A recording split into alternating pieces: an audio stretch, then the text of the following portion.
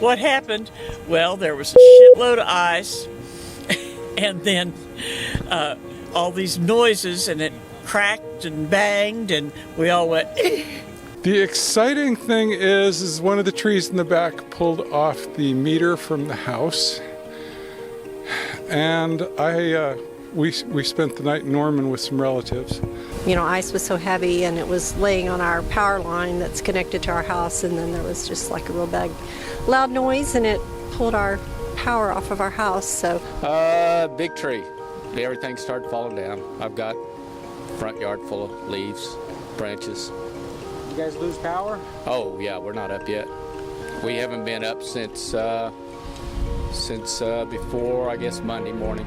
And then it went out. Is it in your house? It's not too bad. It was I think 53.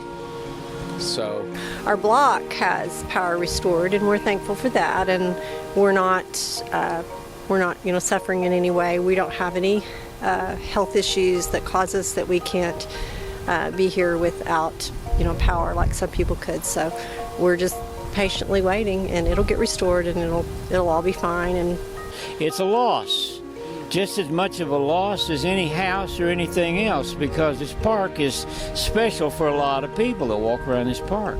I'm taking pictures myself right now, doing a slideshow for myself. I'm a commercial designer, and I have a big screen in my studio, and I'm going to make a slideshow of the damage I'm photographing right now just to remember.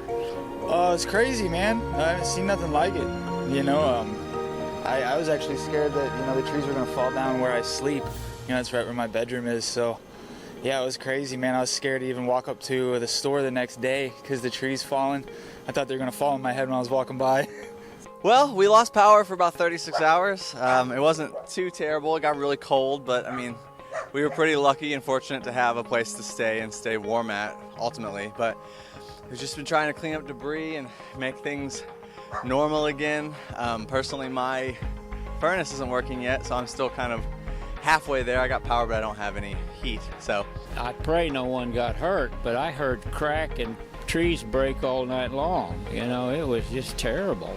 Fortunate, my work's without power, so I'm homebound, so I'm just trying to clean up the mess behind us. But we have a really good thing going here. It's a really nice neighborhood, and it's really unfortunate to see all the damage that's happened from these trees. So it really just has made me grateful for everything that I have.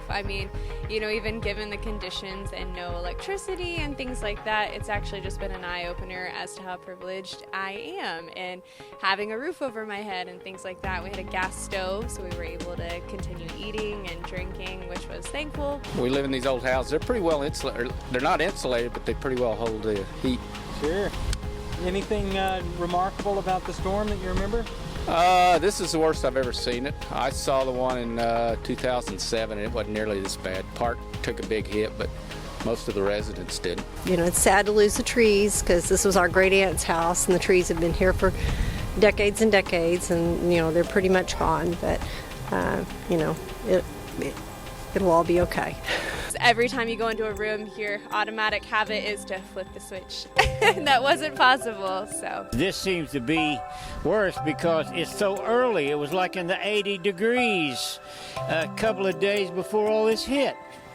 And now all of a sudden, we've lost trees that are not going to come back in this park that we've walked around now for 17 years. We're happy that the sun is shining, or at least I am.